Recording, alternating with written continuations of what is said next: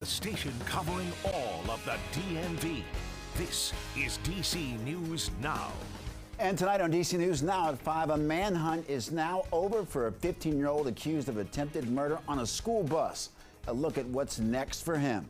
Plus, leading the way, how a program with ties to our region is helping to bring health care to rural America. And later, we're stretching your dollar. We'll have a look at some summer deals from stores around the DMV. From sunscreen to patio furniture, we have you covered. And you're going to need that sunscreen for the next couple of days. We're going to have a lot of sunshine and much warmer temperatures. Are we still on track to reach 90 degrees by the end of the week? We'll have another check of that forecast here in just a bit. Thank you, Damon, and thank you for joining us for DC News Now at 5. I'm Mark Hall. And I'm Annalisa Gale. We start with that story that we have been following in Prince George's County, Maryland. A 15-year-old known as Baby K remains in custody following his arrest Tuesday. Yeah, he's facing several attempted murder charges in connection with an incident on a school bus earlier this month. And investigators spoke publicly about the arrest for the first time today. Our Dave Laval attended the news conference. He's joining us live from Prince George's County. And Dave, what are police saying tonight? Good afternoon, Mark and Annalisa. There is some relief that the final suspect in this case has been arrested, yet that's tempered by some anger as all of the suspects are juveniles. It's my sincere hope that he will be held accountable to the fullest extent of the law. Prince George's County Police Chief Malik Aziz makes it clear how he feels about Baby K. The 15-year-old is the person investigators say walked onto a school bus in Oxon Hill May 1st and tried to shoot a student, but the gun malfunctioned. The crime shocked this community.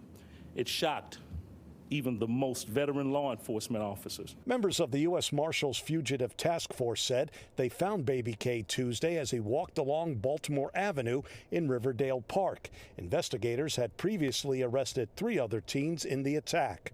All 4 have been charged as adults. None of us feel safe. I don't feel safe. County Executive Angela Also Brooks is among those upset about juvenile crime in the area. She said teens are not the only ones to blame. Where are their parents? It's a fair question. Where are their family members? Where are the aunties, the uncles, the godmamas? Where are the people who are responsible for these youth? They are not responsible for themselves. I think their parents is around, but their parents is so busy trying to make ends meet. Anthony Johnson wants to know something else. How are these kids getting these guns? That should be the biggest focus in this area. Investigators said that's still one of the unanswered questions regarding Baby K, along with where did he hide for nearly a month. Investigators said they've been contacted by another law enforcement agency in the DMV, but did not provide any other details. Baby K is expected to have a bond hearing on Thursday. The 3 other suspects remain held without bail. We're live in Upper Marlboro. Dave Laval, DC News Now. Dave, thank you. In Virginia, Governor Glenn Youngkin is sending 100 National Guard soldiers along with other resources to the U.S.-Mexico border. This is at the ask of Texas Governor Greg Abbott. Well, he signed the executive directive earlier today. Now, in the directive, he wrote that the U.S.-Mexico border emergency has intensified. Youngkin is following other Republican governors, including West Virginia Governor Jim Justice, along with Florida Governor Ron DeSantis, to help Texas in response to Governor Abbott's asking states to help with security and enforcement. In a statement to DC News Now, Governor Youngkin says the ongoing border crisis facing our nation has turned every state into a border state. Given the intensive resource demands on Texas, the dangers posed by the fentanyl crisis and impact of the border crisis on criminal activity to the Commonwealth, Virginia will do its part. We'll take a live look at the National Cathedral, where we had a few clouds that cleared way for some pretty sunny skies. Not a bad way to end May here, Damon, for sure.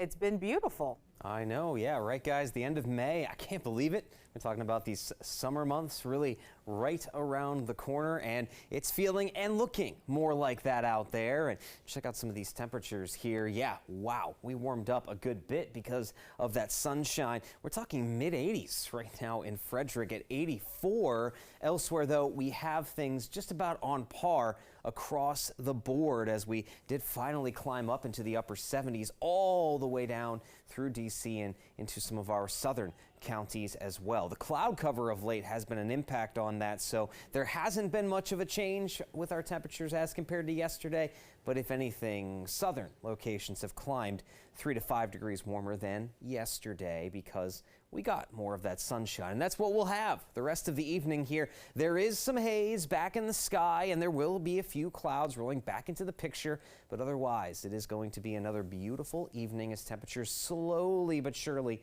drop out of the 70s. Now, with that coastal storm to our south finally dissipating away and fading off into the distance, high pressure is going to be the primary driver of our weather conditions the next several days.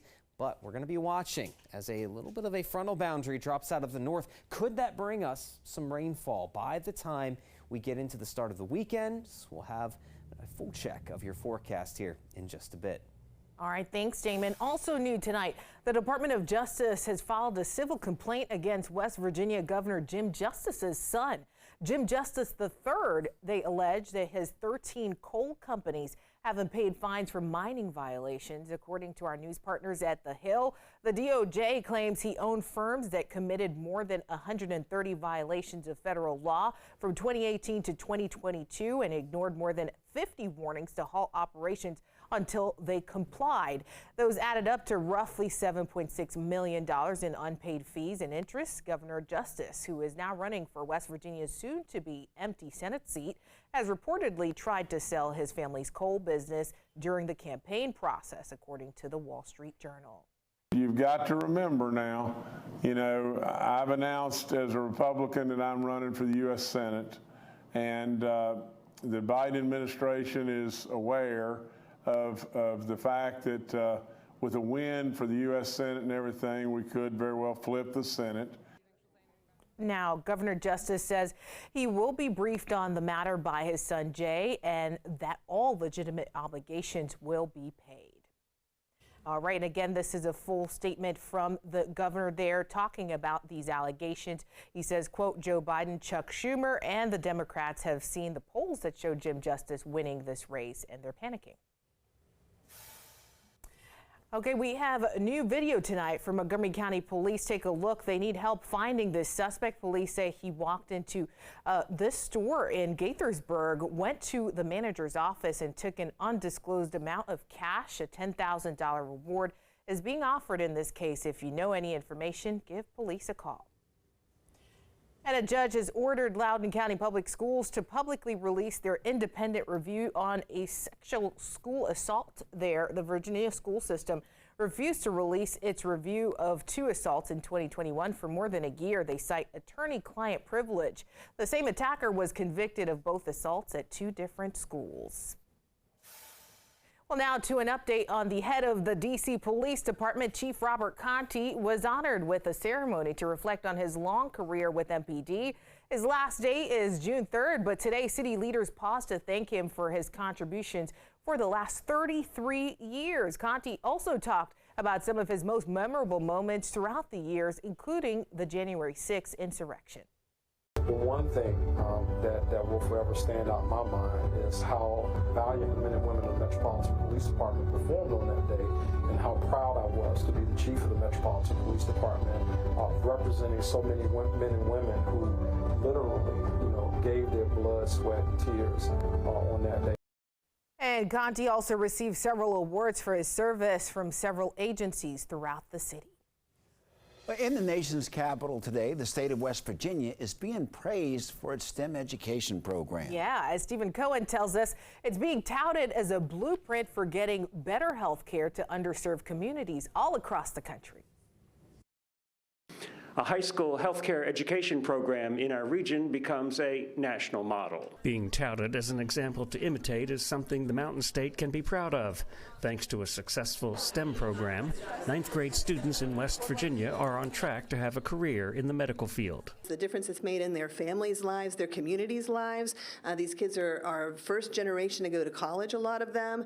They're from low-income backgrounds. They're African American. They're rural. These are kids who would not necessarily be going to college. It's been almost 30 years since the program began. It has led to a tuition waiver to any in-state college. And to give them a hand up, not a handout. We don't have a brain drain.